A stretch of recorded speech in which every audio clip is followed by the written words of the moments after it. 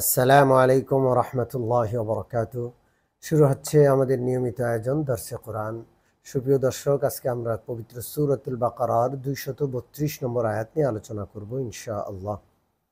এই পবিত্র আয়াতে আল্লাহ রাব্বুল আলামিন স্বামী স্ত্রীর তালাক হয়ে যাওয়ার পরে 1 এবং 2 তালাক পর্যন্ত যদি রাজাই হয়, ইদ্যতের মধ্যে স্বামী স্ত্রী একে অপরের সাথে স্বামীর রুজাআতের মাধ্যমে স্বামী আবার স্ত্রীকে ফিরিয়ে নেওয়ার মাধ্যমে তারা সংসার শুরু করতে পারে।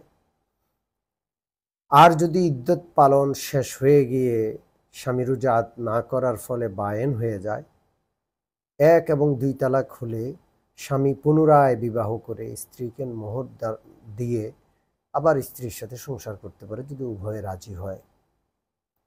এই অবস্থায় সুপ্রিয় দর্শক, আল্লাহ তাআলা তার বান্দাবান্দীদেরকে ওসিয়ত করছেন, যদি কোনো স্বামী স্ত্রীকে তালাক দেয়, ইদ্যতের মধ্যে ফিরিয়ে নেওয়ার সুযোগ ছিল, স্বামী স্ত্রী একে অপরকে সেভাবে সহযোগিতা করে না, স্ত্রীকে ইদ্যতের মধ্যে স্বামী ফিরিয়ে নেয়নি। ইদ্যত পার হয়ে স্বামী স্ত্রীর সম্পর্ক ছিন্ন হয়ে গেছে।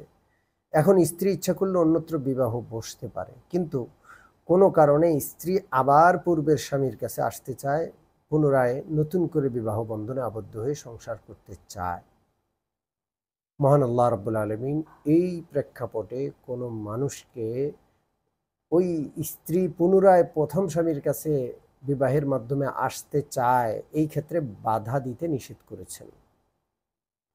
মহান আল্লাহ তাআলা বলছেন, ওয়াইজা তাল্লাকতুমুন নিসাআ ফাবালাগনা আজালাহুন্না, যখন তোমরা স্ত্রীদেরকে তালাক দাও এবং অতঃপর তারা ইদ্যতের শেষ সীমায় পৌঁছে যায়, ইদ্যত শেষ হয়ে যায়, ফালা তা'দুলুহুন্না আন ইয়ানকিহনা আজওয়াজাহুন্না, এখন স্ত্রী আবার ওই স্বামীর কাছে বিবাহের মাধ্যমে ফেরত আসতে চায়। যেহেতু 1 তালাক বা 2 তালাক হয়েছে, বিবাহ করে আবার ফিরে আনা সম্ভব, ফিরে যাওয়া সম্ভব। আল্লাহ তাআলা বলছেন, ফালা তা'দুলুহুন্না, তাহলে তোমরা স্ত্রীদেরকে নিষেধ করো না, তারা তাদের স্বামীর কাছে ফিরে আসতে চায়, বিবাহ বন্ধনে আবার আবদ্ধ হয়ে নতুন করে সংসার করতে চায়, তাদেরকে তোমরা নিষেধ করো না, বাধা দিও না। ইজা তারাদাউ বাইনাহুম বিল মারুফ, যখন উভয়ে একে অপরের সাথে তারা আবার খুশি মনে সন্তুষ্টি চিত্তে সংসার করতে চায় সুন্দরভাবে, তোমরা বাধা দিও না। যালিকা ইউআযু বিহি মান কানা মিনকুম ইউমিনু বিল্লাহি ওয়াল ইয়াউমিল আখির, এই যে তোমাদেরকে নসিহত করা হলো, এটা তাদের জন্য যারা তোমাদের মধ্য থেকে আল্লাহকে প্রভু হিসেবে বিশ্বাস করে, আখিরাতকে তারা বিশ্বাস করে, তাদের জন্য। কারণ আল্লাহ তাআলার এই নির্দেশনা তারাই মানবে যারা আল্লাহকে মানে, আখিরাতকে মানে। যারা আল্লাহকে মানে না, আখিরাতকে মানে না, তারা তো এই কথাগুলো নিবে না। যালিকুম আযকা লাকুম ওয়া আতহার, আল্লাহ তাআলা বলছেন এটা তোমাদের জন্য বেশি পরিচ্ছন্ন বিষয় এবং অধিক পবিত্র পথ।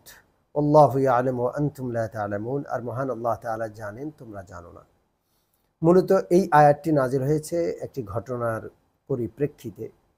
একজন সাহাবীর বোনকে তিনি তার বন্ধুর সাথে বিয়ে দিয়েছিলেন। পরবর্তীতে স্বামী স্ত্রীর মধ্যে কোনো সমস্যার কারণে তালাক হয়ে যায়। তো এই সাহাবীর বোন ইদ্যত পালন করে শেষ করে ফেলে, তার বন্ধু বোনের স্বামী তথা ভগ্নিপতি তার স্ত্রীকে রুজু করেনি। তো এখন যখন ইদ্যত শেষ হয়ে গেল, তখন তো তালাকে বায়েন হয়ে উভয়ে বিচ্ছিন্ন হয়ে গেল। এই অবস্থায় ইদ্যত পালন করার পরে যেহেতু 1 তালাক কিংবা 2 তালাক হয়েছিল, স্ত্রীকে আবার বিবাহের মাধ্যমে ফিরিয়ে নেওয়ার সুযোগ ছিল। স্বামী স্ত্রী ইদ্যত পালন শেষ হওয়ার পরে, বিচ্ছিন্ন হয়ে যাওয়ার পরে একে অপরের সাথে আবার সংসার করতে রাজি হয়ে যায়। কিন্তু ওই যে ভাই যিনি তার বন্ধুকে বোন বিয়ে দিয়েছিলেন, তিনি বড় রাগান্বিত ছিলেন, বড় মর্মাহত ছিলেন যে আমার বোনকে এত মহব্বত করে তোমাকে বিয়ে দিলাম, তুমি এভাবে তালাক দিলা, আবার রুজুও করলে না, এখন বিচ্ছিন্ন হয়ে যাওয়ার পর আবার নিতে চাও। তিনি মোটামুটি বাধা দিয়ে বসলেন যে আমার বোনকে আমি তোমাকে আর দিব না। বোন যেতে চায় ভগ্নিপতির কাছে, স্বামীর কাছে, স্বামীও নিতে চায়, কিন্তু ভাই বাধা হয়ে দাঁড়ালো। আল্লাহ রাব্বুল আলামিন সেই পরিপ্রেক্ষিতে এই আয়াতটি নাজিল করেন যে স্বামী স্ত্রী যদি তালাক হয়ে যায়, ইদ্যত পার হয়ে যায়, এমনকি তালাকে বায়েনও হয়ে যায়, বিচ্ছিন্নও হয়ে যায়, কিন্তু আবার সংসার করে একে অপরের কাছে ফিরে যাওয়ার, বিবাহের মাধ্যমে ফিরে যাওয়ার যদি সুযোগও থাকে, তোমরা বাধা দিও না। এই স্বামী স্ত্রী পুরাতন মহাব্বত আবার জাগ্রত হলো, ওনারা সংশোধন হলেন, তারা আগে ঝগড়াঝাটি করেছে, মনোমালিন্য হয়েছে, সেটা থেকে তারা ফিরে আসলেন, তাহলে তাদেরকে ফিরে যাওয়া সুযোগ দেওয়া উচিত। আল্লাহ তাআলা বলছেন, তোমরা যদি আল্লাহকে বিশ্বাস করো, পরকালকে বিশ্বাস করো, তাহলে এই ক্ষেত্রে বাধা দিও না। এটা তো একটা ঘটনার প্রেক্ষিতে আয়াত নাযিল হয়েছে। এই রকমের যে কোনো বিষয়ে স্বামী স্ত্রী আলাদা হয়ে গেছে, আবার একত্রিত হতে চায়, একত্রিত হওয়ার সম্ভাবনাও আছে, পথও খোলা আছে, কেউ যেন বাধা না দেয়। অর্থাৎ এই ক্ষেত্রে সকলে যেন সহযোগিতা করে। আল্লাহ তাআলা যেন আল্লাহর পাকের এই বিধানটি পালন করার, কখনো এরকমটা ঘটে গেলে আমরা যেন বৈবাহিক সম্পর্কের ক্ষেত্রে বাধা হয়ে না দাঁড়াই।